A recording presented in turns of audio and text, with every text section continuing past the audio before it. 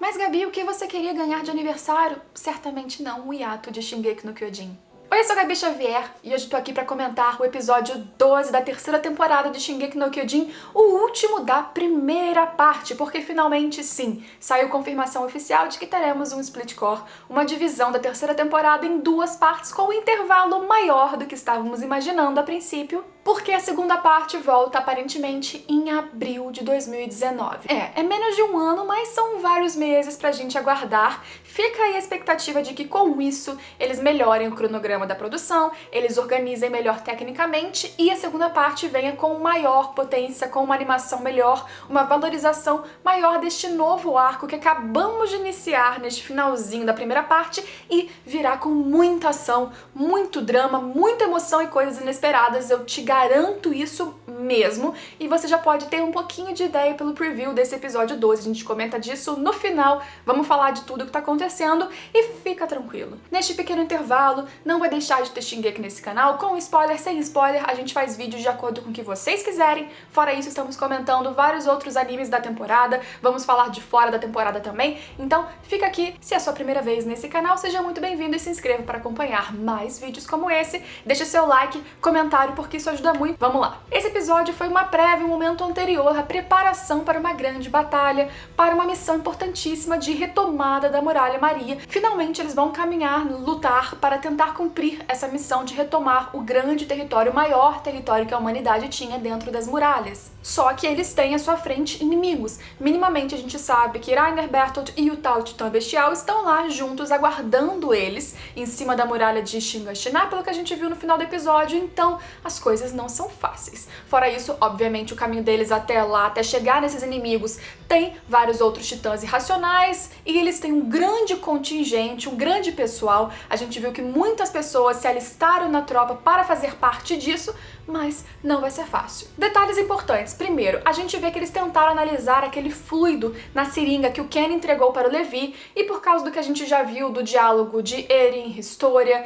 do que a gente já viu acontecendo, a gente pode entender que aquilo ali é um fluido da medula de um titã, e este fluido faz com que, ao ser inserido nessas pessoas, aparentemente elas se tornem titãs irracionais. Pelo menos foi isso que a gente viu acontecendo com a Ymir, foi o que a gente viu acontecendo com Eren, foi o que a gente viu acontecendo com o Rod, e entendeu que é o que tem acontecido ao longo de todas as gerações com a família Reis também. A posse desse fluido e a decisão do que aconteceria com ele, quando ele seria usado e quando seria o momento perfeito para utilizá-lo, ficou com Levi, o melhor soldado da humanidade. Erwin decide, Levi fala, é uma ordem, não precisa nem perguntar, né? Então vou fazer, é isso aí, fica com ele. Quando será que ele vai ter a oportunidade de utilizar este fluido? Será que ele vai ter o que você está esperando? Se existe esse elemento, e esse elemento tem um certo destaque, em algum momento isso vai ter alguma importância. Deixa aí embaixo, se você não leu o mangá, cuidado com spoilers, o que você acha que vai acontecer. Acho muito bonito e muito importante você notar nesse episódio que, do jeito dele, o Levi se preocupa muito com o Erwin. A gente já sabe, especialmente quem assistiu aos OVAs ou o mangá spin-off do Levi, sabe que a relação dele com o Erwin não começou tranquila, ela começou conflituosa, mas Levi criou uma admiração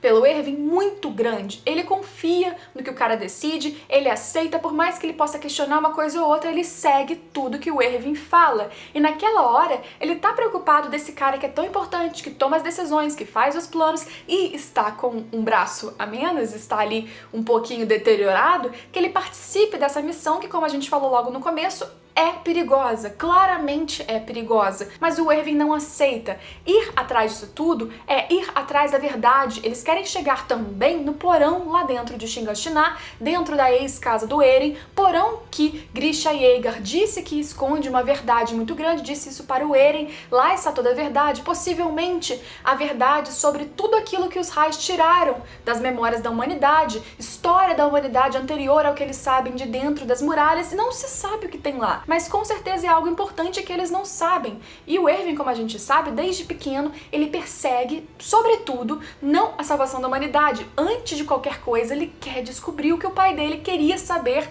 estava tentando chegar próximo e foi morto por causa disso. Então, Levi pergunta pra ele, você quer essa verdade acima da humanidade, acima do bem da humanidade? Sim. E apesar de tudo, apesar do Levi não querer que o Erwin participasse, apesar dele ameaçar o Erwin de quebrar suas duas pernas para que ele não pudesse sequer ir na missão, nem se ele tivesse vontade, no final das contas ele aceita. E o Erwin é tão assim obcecado em chegar neste porão, chegar na verdade por si só, que ele fala que não importa, ele pode ser isca, ele pode morrer, pode acontecer o que for, mas ele vai perseguir esse sonho até o fim. Depois dele vem a Randy, depois da Randy vem outro comandante, que seja, ele não é tão importante assim. Para ele, o foco é chegar nisso tudo. Qual é essa verdade que o porão de Grisha Yeager está escondendo? Grisha Yeager, que pelo que eles falam nesse episódio também, possivelmente vem de fora das muralhas, assim como Ragnar Berthold e Mir também. Será que é o mesmo lugar? Porque eles agiram de forma diferente dentro das muralhas. O Grisha foi contra a família real, mas o Grisha viveu lá dentro admirando a tropa, não se virou contra ninguém, não matou ninguém fora a família Reis.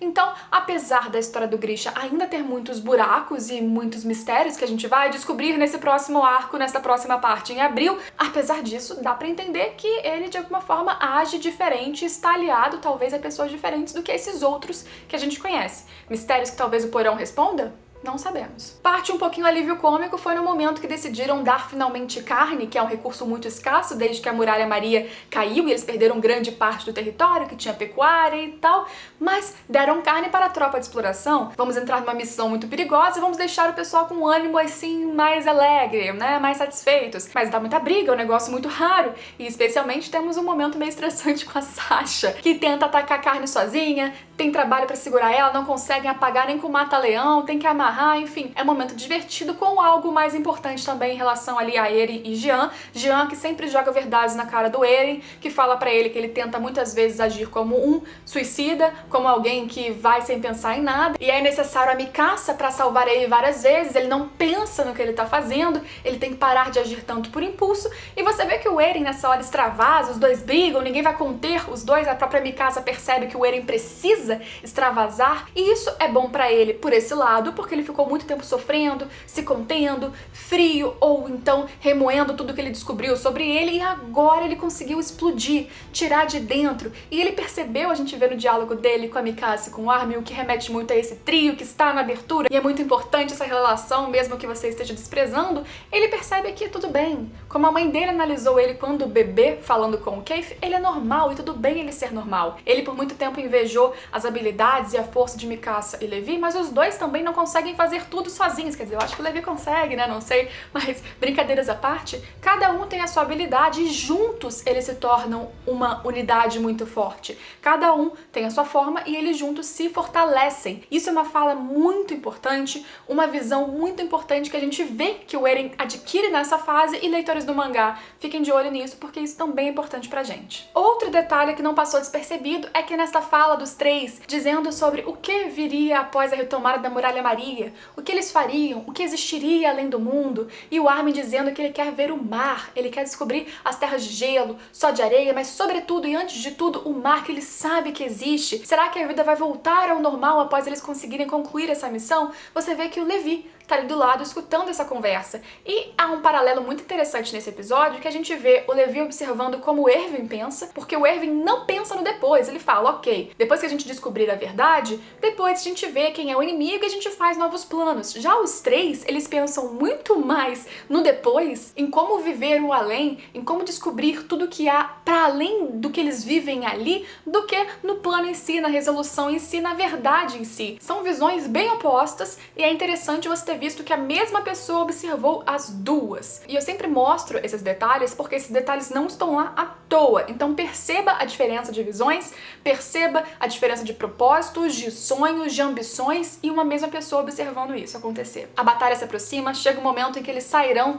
dos limites da Muralha Rose, eles partirão aquele grande grupo em busca da felicidade de volta, em busca da Muralha Maria, em busca do mar, em busca da verdade. Cada um luta por um motivo, cada um tem um objetivo. Você vê que os novos recrutas querem se sentir úteis, o próprio Marlon mostra isso, e agora há um momento muito interessante pra mim, me deixou arrepiada de verdade, porque eu adoro esses momentos em filmes tipo O Senhor dos Anéis, em que há um grande grupo partindo para algo perigoso, mas que tem ideais de esperança e de algo melhor depois disso, e há um grande grupo ali observando a população que, por causa do Flegel, que tinha dado ali a carne para a reunião final da galera da tropa e espalhou para todo mundo o que estava acontecendo, que ia ter a missão da retomada, a população foi lá apoiar a tropa, deu um apoio emotivo e muito assim caloroso que eles nunca tiveram, e eu achei muito legal o Erwin ver aquilo e dar um sorriso que a gente não vê o Erwin dar comumente, e ele fica muito feliz, e ele comemora, e ele vibra, e isso mexeu comigo muito, assim, eu fiquei... Nossa, que bonito, sabe? Eles estão indo pra algo super difícil, super perigoso, e a galera tá dando um apoio pra cada um e pra todos eles ao mesmo tempo. E aí eles partem. Eles partem liderados pelo Erwin, uma figura tão forte que não abre mão de estar lá, mesmo que ele possa ser uma isca, porque não tem tantas habilidades e estrutura pra se locomover ou pra fazer manobras arriscadas. E eles vão em direção a estes dois antigos da tropa de exploração, 2 antigos recrutas, 2 antigos amigos, 2 que a gente não sabe o que querem, qual o propósito, por que eles estão ali, de onde eles vieram, o que eles vão fazer, só que com certeza haverá um enfrentamento. Como ele será, se ele será trágico, o que vai acontecer, se eles vão vencer, quem vai vencer, se alguém vai morrer, isso fica para a próxima parte dessa terceira temporada. Vamos aguardar alguns meses, mas temos um preview ainda muito interessante e eu vou analisar ele com voz off para que a gente não perca nenhum detalhe, e eu não vou perder nenhum detalhe. Vamos falar de cada framezinho que aparece, sem spoiler do mangá, mas observando tudo. Se você quiser ficar para essa parte, continua aí porque vai ser interessante. Ele tá bem polêmico, né? Porque para começar, ele entrou ali no meio da ending, no meio do encerramento,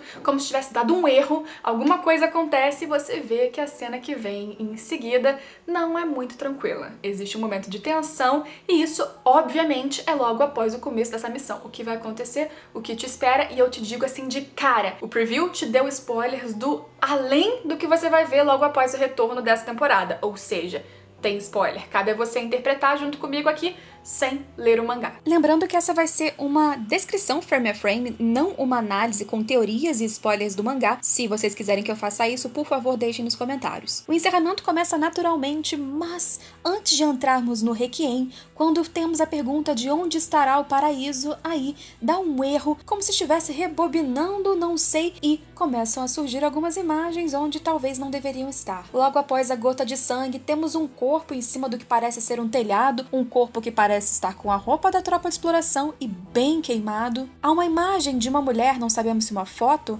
uma pintura, mas nunca vimos ela antes no anime. Importante é que essa imagem aparece recorrentemente, porém é como se essa imagem fosse sendo queimada ao longo destas lembranças ou frames. Há também uma bota, um sapato no meio de uma grama, o sapato parece abandonado, velho ou talvez com manchas de sangue. Aliás, a gota de sangue cai mais de uma vez e o que aparece muitas vezes também é a chave do porão do pai do Eren. Assim como lembranças de Grisha Yeager colocando o soro de titã em uma seringa, aplicando o soro no Eren, segurando a chave do porão. Vemos mais de uma vez também titãs irracionais em cenas bem escuras e em cenas meio assustadoras. Importante que temos alguns detalhes e momentos de uma lembrança que o Eren teve na primeira temporada, no primeiro episódio, um sonho que agora temos novamente aqui detalhes dele, por exemplo, como corpos do que parece ser a tropa de exploração mortos no meio de uma floresta, ou o que parece ser um manequim, um boneco com roupa que parece ser de uma família real,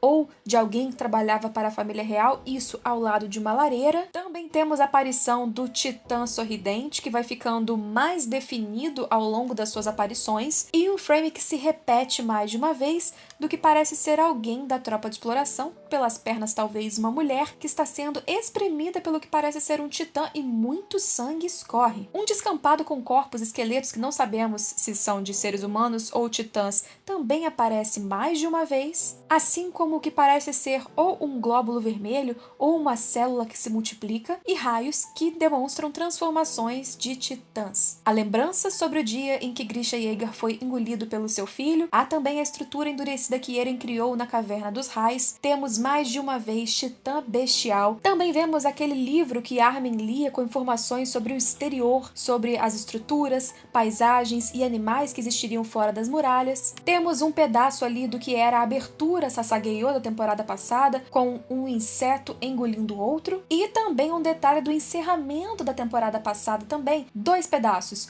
um em que pessoas em uma espécie de torre se defendem com canhões do que parecem ser titãs, e outro em que 3 garotas, possivelmente crianças, comem alguma carne, algo sangrento, e na frente delas está um corpo com um manto que parece ser real e um cabelo comprido que talvez indicaria que era um corpo de mulher. Temos também a mão de um titã parecido com o da Ymir, bem ensanguentada, e a mandíbula ou de um ser, um animal muito grande, ou talvez também de um outro titã que ainda não vimos porque é uma mandíbula diferente. Rapidamente também tivemos a mãe do Eren, Carla Yeager, novinha, segurando o Eren bebê, e o pai do Erwin dando aula e explicando a história da humanidade dentro das muralhas. E aí começa a tal cena do telhado, mais comprida, e há 3 pessoas em pé, assim como um corpo ali deitado, caído, que sai fumaça dele. Parece que há outra pessoa também, mas na ponta não temos certeza se está em pé ou não. E há um claro enfrentamento e momento de tensão entre Eren, Mikasa e Levi. Levi que tá totalmente ensanguentado. Mikasa e Eren estão chocados com algo que aconteceu, estão muito apavorados, há lágrimas nos seus olhos. Levi, por algum motivo, dá um soco no Eren, que sai voando ali no telhado, deixa Mikasa totalmente enfurecida e parte pra cima do Levi, sem pensar 2 vezes, com a sua lâmina contra o seu pescoço. E é assim que a gente termina essa cena, lembrando que nela, Levi pergunta para os dois que estavam apavorados se eles não tinham a menor ideia do que eles estavam fazendo. Até você descobrir o que estava rolando entre Mikasa e Levi nessa cena, muita coisa vai correr. Calma, não perde o hype, continua aqui no canal, vamos continuar conversando. Semana que vem vamos aprofundar em mais algumas questões desse episódio, ou o que vocês quiserem, deixem sugestões, inclusive. Não esquece de deixar aqui embaixo o que você achou desse episódio, o seu like de presente, e se inscreva se você não for inscrito, e a gente se vê em todos os próximos vídeos, ainda de Shingeki e de outros animes também. Vamos falar de tudo o que vocês quiserem. Se tiverem dúvidas, deixem também que a gente faz mais vídeo, e a gente se vê então nesses próximos vídeos. Tchau, tchau!